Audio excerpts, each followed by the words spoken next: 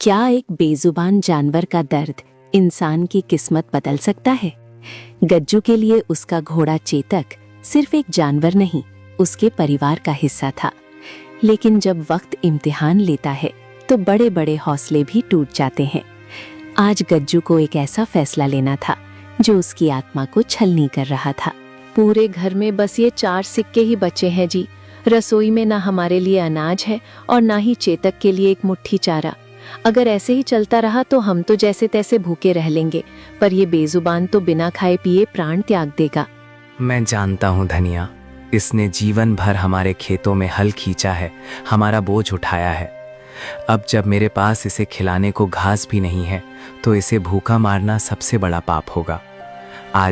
आज मैं इसे पास के बड़े बाजार में बेच आऊंगा। कोई अच्छा इंसान ही ढूंढना इसके लिए जो इसे दोनों वक्त पेट भर चारा दे सके। पैसे कम मिले तो भी चलेगा। हाँ, मैं बस इसे एक बेहतर जिंदगी देना चाहता हूँ। भरे हुए दिल और खाली जेब के साथ गज्जू चेतक को लेकर बाजार की तरफ निकल पड़ा। गांव की पगडंडी आज उसे बहुत लंबी और भारी लग रही थी। हर कदम पर उसे चेतक के साथ बिताए पुराने दिन याद आ रहे थे। गज्जू चलते चलते रुक जाता है। मुझे माफ कर देना मेरे दोस्त, मैं एक बहुत ही अभागा इंसान हूँ जो अपने सबसे अच्छे साथी का पेट नहीं पाल सका। बाजार पहुँचने से पहले मैं कोशिश करूँगा कि तुझे कहीं से थोड़ी हरी घास खिला सकूँ। चेतक को भी गज्जू से अलग होने का दुख भी सता रहा था। पगडंडी के किनारे के पास गांव के बुजुर्ग माधव काका बैठे हैं। गज्जू और चेतक वहां पहुंचते हैं। अरे गज्जू, दोपहर ढलने वाली है, ऐसे उदास चेहरे के साथ चेतक को लेकर कहाँ जा रहा है? प्रणाम काका, बस इसे बाजार ले जा रहा हूँ। अब मेरे पास इसे खिलाने के लिए कुछ नहीं बचा। सोच रहा हूँ कोई अच्छा मालिक मिल जाए तो इसके बाकी के दिन सुकून से कट जाएंगे। वक्त का पहिया है बेटा, आज नीचे है कल ऊपर भी जाएगा। हिम्मत मत हारना। ये थोड़ा सा गुड़ है, इसे रास्ते में खा लेना, तुझे थोड़ी ताकत मिलेगी। और हाँ, सीधा रास्ता मत लेना, आगे नदी के पास वाला रास्ता सूख गया है। पुराने जंगल के किनारे वाले रास्ते से जाना, शायद वहाँ चेतक को चरने के लिए थोड़ी बहुत घास मिल जाए। आपका बहुत बहुत धन्यवाद काका। माधव काका की बात मानकर गज्जू पुराने जंगल वाले रास्ते पर मुड़ गया। यहाँ का माहौल बहुत शांत और सुकून देने वाला था। गज्जू की नजरें बस चेतक के लिए थोड़ी सी घास ढूंढ रही थीं।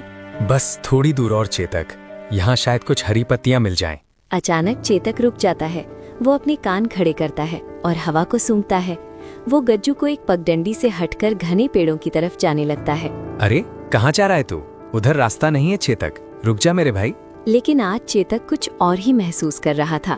कमजोर और थका हुआ होने के बावजूद वो पूरी ताकत से गज्जू को जंगल के अंदर ही खास दिशा में खींचने लगा। गज्जू को मजबूरन उसके पीछे जाना पड़ा। चेतक गज्जू को एक छोटी सी खुली जगह पर ले आता है। उस जगह के बीचों बीच एक बहुत ही अनोखा पेड़ है। इस पेड़ की पत्तियां आम पेड़ों जैसी नहीं है, वे हल्की सुनहरी और नीली चमक रही हैं। पेड़ के आसपास एक अद्भुत शांति है। पेड़ की एक निचली टहनी से एक सुनहरी पत्ती टूटकर नीचे गिरती है। चेतक उसे खा लेता है। नहीं चेतक, मत खा इसे, पता नहीं ये क्या है। पत्ती खाते ही चेतक के शरीर में एक हल्की सी चमक आती है। उसकी थकी हुई आंखें अचानक तेज हो जाती हैं। वो खुशी से हिनहिनाता है, जैसे वो कई साल जवान हो गया हो। ये क्या चमत्कार है? एक ही पत्ती में इतनी ताकत। गज्जू की आंखों के सामने उसका कमजोर और बीमार घोड़ा पल भर में एक ताकतवर और ऊर्जा से भरे घोड़े में बदल गया था। गज्जू के कदम अपने आप उस रहस्यमय पेड़ की तरफ बढ़ने लगे।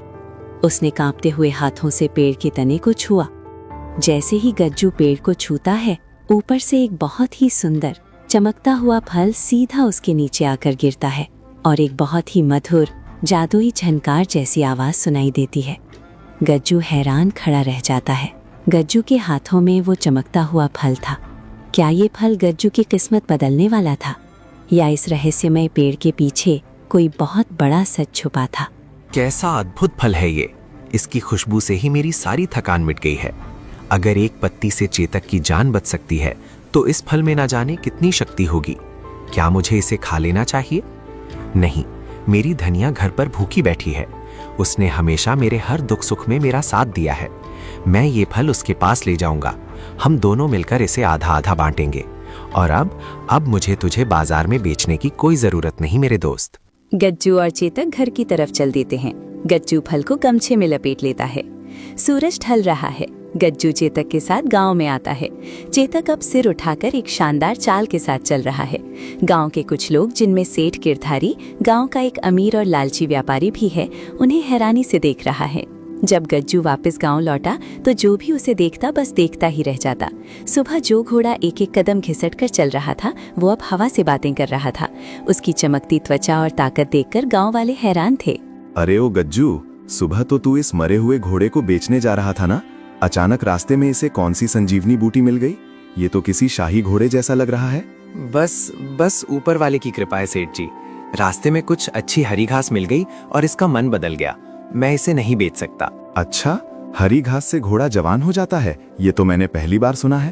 खैर, याद रखना गज्जू, तुमने मुझसे जो पैसे उधार लिए थे वो कल शाम तक मुझे चाहिए, वरना ये शानदार घोड़ा मैं अपने तबेले में बांध लूंगा। जी सेठ जी, मैं कुछ करता हूँ। रात का समय है। धनिया उदास बैठी है। तभी गज्जू चेतक के साथ आता है। धनिया चेतक को इतना स्वस्थ देखकर चौंक कर खड़ी हो जाती है। अरे, आप इसे वापस ले आए? और ये हमारा चेतक ही है ना?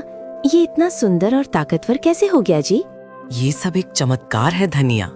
आज जंगल में हमें एक बहुत ही रहस्यमय पेड़ मिला और उसने मुझे ये फल दिया। भगवान, ये क्या है? ये तो कोई साधारण फल नहीं लगता। ये तो सोने की तरह चमक रहा है। मैंने सोचा हम इसे खाकर अपनी भूख मिटा लेंगे, लेकिन अब मुझे डर लग रहा है। पता नहीं इसके अंदर क्या रहस्य छुपा है। जी, जिस चीज का हमें ज्ञान ना हो उसे खाने में जल्दबाजी नहीं करनी चाहिए। इसे आज रात के लिए रसोई में रखी उस खाली मिट्टी की मटकी में रख देते हैं। सुबह सोचेंगे कि इसका क्या करना है। धनिया सावधानी से उस चमकते फल को लेती है और उसे अनाज रखने वाली एक बड़ी सी खाली मिट्टी की मटकी में रख देती है। मटकी के ऊपर एक ढक्कन लगा देती है। रोशनी छुप जाती है। दोनों सोने चले जाते हैं। अगली सुबह गज्जू के घर में कुछ ऐसा हुआ जिसने उनकी दुनिया ही पलट कर रख दी। रसोई से आ रही उस खुशबू ने दोनों को अपनी तरफ खींच लिया। धनिया, ये खुशबू कहाँ से आ रही है? ऐसा लग रहा है जैसे घर में ताजा अनाज भरा हो। धनिया मटकी के पास जाती है और मटकी को खोलती है। जी, यहाँ आइए, जल्दी देखिए। गज्जू पास आता है। वो खाली मिट्टी की मटकी जिसमें उन्होंने फल रखा था अब ऊपर तक सुनहरे, ताजे और उच्च कोटि के गेहूं से भरी हुई है और वो जादुई फल अभी भी उस गेहूं की ढेर के ऊपर रखा चमक रहा है। असंभव, रात तक ये मटकी पूरी तरह खाली थी। इसका मतलब ये जादुई फल खाली बर्तनों को अन्न से भर देता है। ये फल हमें भूख से बचाने के लिए मिला है धनिया। ये हमारी ईमानदारी का फल है जी। दोनों खुश हो रहे होते हैं। तभी बाहर से दरवाजा जोर जोर से खटखटाने की आवाज आती है। गज्जू, दरवाजा खोल, सुबह हो गई है। मेरा उधार चुका या फिर उस घोड़े को मेरे हवाले कर। गज्जू और धनिया की खुशी पल भर में डर में बदल गई। दरवाजे के बाहर लालची सेठ गिरधारी खड़ा था। गज्जू हड़बड़ाहट में मटकी का ढक्कन बंद करता है और बाहर जाता है।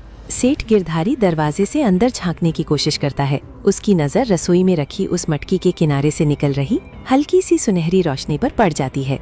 अरे गज्जू, वो रसोई में मटकी के पास कैसा पीली रोशनी चमक रही है? क्या छुपा रखा है तूने मुझसे? गज्जू के चेहरे पर पसीना आ जाता है। वो सेठ के सामने खड़ा होकर मटकी को छुपाने की कोशिश करता है। सेठ गिरधारी जबरदस्ती रसोई की तरफ बढ़ता है। लालची सेठ की नजर उस रहस्यमय रोशनी पर पड़ चुकी थी। अगर गिरधारी को उस जादुई फल के बारे में पता चल गया तो गज्जू का क्या होगा? क्या ये जादुई फल उनके लिए वरदान था या किसी बहुत बड़े संकट की शुरुआत? गज्जू लाख कोशिश करने के बाद भी सेठ गिरधारी को रोक नहीं पाया। सेठ की लालची नजरों ने उस मटकी और उसके ऊपर रखे उस जादुई फल को देख लिया था। उस फल की सुनहरी चमक ने सेठ के मन में सोए हुए लालच के दानव को जगा दिया था। अरे बाप रे, ये कोई साधारण फल नहीं है। ये तो किसी बेशकीमती हीरे की तरह चमक रहा है। और ये मटकी, गज्जू, कल तक तो तेरे घर में चूहा भी भूखा सोता था। आज ये इतने तगड़े गेहूं कहाँ से आ गए? सेठ जी, ये बस ऊपर वाले का आशीर्वाद है। कल जंगल में मुझे ये अनोखा फल मिला था। हमने इसे इस खाली मटकी में रखा और सुबह ये गेहूं से भर गई।